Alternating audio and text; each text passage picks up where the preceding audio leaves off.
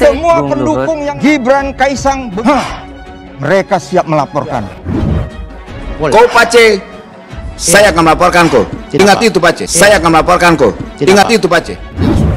Relawan Jokowi Mania atau Joman melaporkan balik pelapor Gibran dan Kaisang Ubedillah Badrun ke Polda Metro Jaya. Joman melaporkan Ubedillah atas tuduhan penyebaran informasi bohong atau hoax. Dan melaporkan dikaitkan dengan 242 hukuman 7 tahun. Hukuman 7 tahun. Yang melaporkan mestinya adalah korban.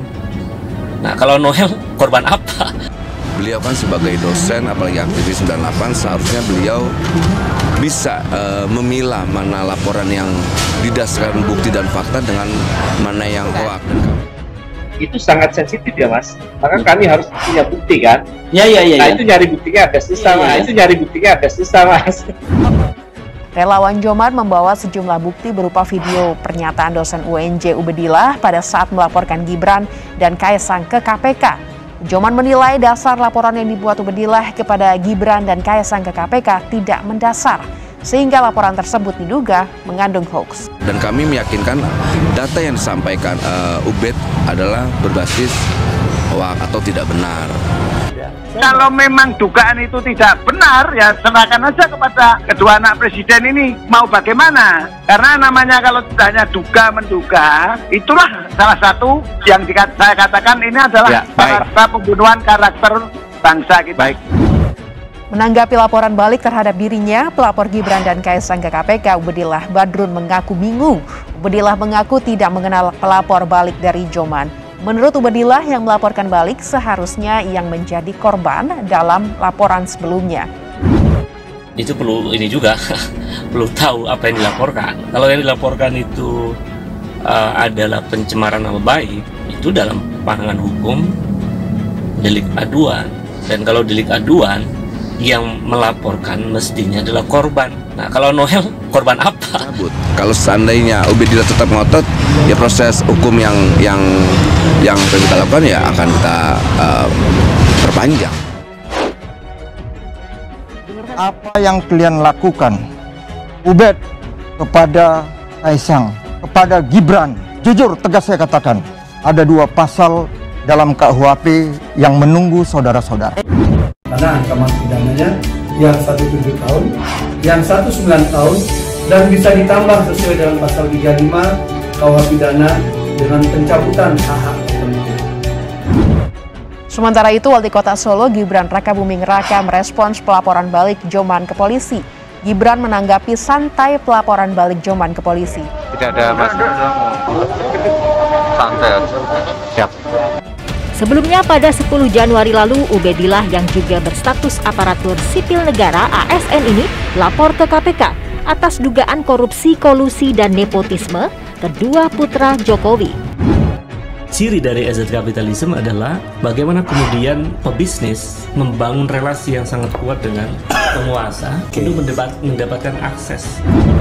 Pandangan politik kita sebagai aktivis 98 yang begitu kuat, begitu mengedepankan kebinekaan. Hari ini kita lihat beberapa pernyataan-pernyataan atau diksi-diksi yang disampaikan. Coba di framing. Karena Presiden membeli saham di sebuah perusahaan dengan angka yang juga cukup fantastik, 92 miliar. Jika dilihat dari laporan harta kekayaan pejabat negara, LHKPN Gibran Rakabuming Raka selaku Wali Kota Solo pada 2 September 2020 memiliki tanah dan bangunan di Surakarta dan Sragen, Jawa Tengah senilai 13,4 miliar rupiah. Alat transportasi berupa 3 sepeda motor dan 4 mobil, 682 juta rupiah. Harta bergerak lainnya 260 juta rupiah, kas dan setara kas 2,1 miliar rupiah, harta lainnya 5,5 miliar rupiah, dengan utang 895 juta rupiah. Sehingga total kekayaan Gibran 21,1 miliar rupiah. Pak Jokowi itu sudah dicari-cari, salahnya korupsinya enggak ketemu, enggak pernah korupsi, keluarganya enggak ikut-ikut mengurusi urusan proyek negara, anaknya juga tidak.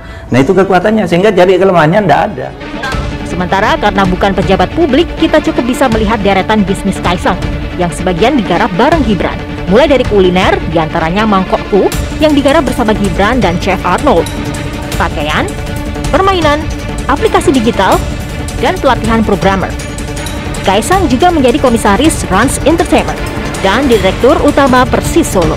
Emangnya masih zaman minta proyek sama orang tua yang di pemerintahan, dasar besok. Pelapor Kaisang dan Gibran, Ubedillah Badrun, dilaporkan balik oleh perwakilan Ikatan Aktivis 98.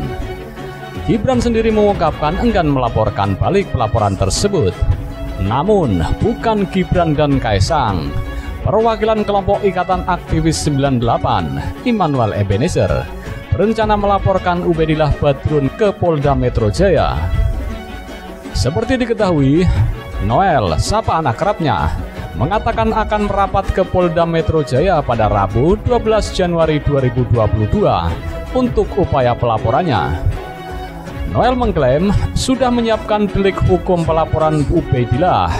Ia mengaku cukup geram terkait sikap Ubedillah menyudutkan dua anak Jokowi tanpa memiliki fakta hukum. Pelapor itu juga harus bisa membuktikan kapasitasnya sebagai pelapor yang baik. Kami mohon juga silakan saja buktikan dengan bukti-bukti yang akurat disertai dengan saksi-saksi. Itu sangat sensitif ya Mas, maka kami harus punya bukti kan? Nah itu nyari buktinya agak susah Mas. Buktikan, laporannya wis masuk loh, dibuktikan aja. Aku salah, cekelan aku, detik ini juga. Laporan dengan delik memberikan keterangan palsu, pasal 263 KUHP dan 266 KUHP, katanya. Dia mengatakan akan melaporkan balik Ubedillah agar mendapatkan penegakan hukum. Kami akan laporkan ke Polda Metro Jaya besok, katanya pada Selasa 11 Januari 2022. Dia mengatakan saat ini pihaknya masih merampungkan materi hukum sebagai landasan laporan nanti. Hal itu pun dengan dukungan bukti-bukti yang sedang disiapkan. Materi hukum nanti saya beritahukan, ujarnya. Bagi kami tanda tanya besar, apakah seorang anak muda yang baru mendirikan perusahaan dengan mudah mendapatkan penyertaan modal dengan angka yang cukup fantastis? Kalau dia bukan anak presiden, saya kira itu. Ini gimana sih? Seolah-olah kalau anak pejabat tuh mesti negatif. Anak pejabat tuh nggak boleh berusaha. Sepanjang usahanya itu baik-baik aja, ya semua memiliki hak yang sama. Sementara itu, Wali Kota Solo Gibran Rakabuming Raka buka suara terkait rencana pelaporan balik dosen Universitas Negeri Jakarta Ubedillah Badrun. Hal itu disampaikan kakak Kaisang Pangarep tersebut kepada awak media di Balai Kota Solo, Jawa Tengah pada Selasa 11 Januari 2022. Lah, kenapa melaporkan balik ya? Itu kan udah dilaporkan, dibuktikan dulu. Kalau aku salah, tangkap, kata Gibran Rakabuming Raka. Dia pun menekankan agar pelaporan yang sudah masuk ke Komisi Pemberantasan Korupsi diproses terlebih dahulu. Putra pertama Presiden Jokowi tersebut pun menekankan agar dibuktikan terlebih dahulu apakah dirinya bersalah atau tidak. Udah kan, enak kan urusannya, buktikan dulu aku salah atau tidak. Kalau salah detik ini tangkap juga nggak apa-apa. Tapi buktikan dulu, tutur Gibran Rakabuming Raka. Sebelumnya dosen Universitas Negeri Jakarta Ubedillah Badrun melaporkan Gibran dan Kaisang ke KPK pada Senin 10 Januari 2022. Jadi, laporan ini terkait dengan dugaan tindak pidana korupsi dan atau tindak pidana pencucian uang berkaitan dengan dugaan KKN, relasi bisnis anak presiden dengan grup bisnis yang diduga terlibat pembakaran hutan, tuturnya. Ubedillah Badrun mengaku kejadian tersebut bermula pada 2015 silam, ketika ada perusahaan yaitu PTSM yang menjadi tersangka pembakaran hutan. Perusahaan tersebut sudah dituntut oleh Kementerian Lingkungan Hidup dan Kehutanan KLHK senilai 7,9 triliun. Akan tetapi dalam perkembangannya, Mahkamah Agung atau MA hanya mengabulkan tuntutan senilai 78 miliar. Itu terjadi pada bulan Februari 2019, setelah anak presiden membuat perusahaan gabungan dengan anak petinggi perusahaan PTSM, ujar Ubedillah. Dia mengatakan, dugaan korupsi, kolusi, dan nepotisme atau KKN tersebut terjadi terkait adanya suntikan dana, penyertaan modal dari perusahaan Ventura. Itu dugaan KKN yang sangat jelas.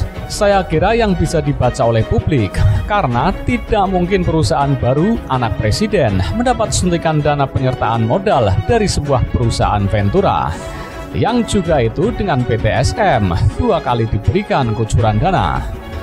Angkanya kurang lebih 99,3 miliar dalam waktu yang dekat, kata Ubedillah Badrun.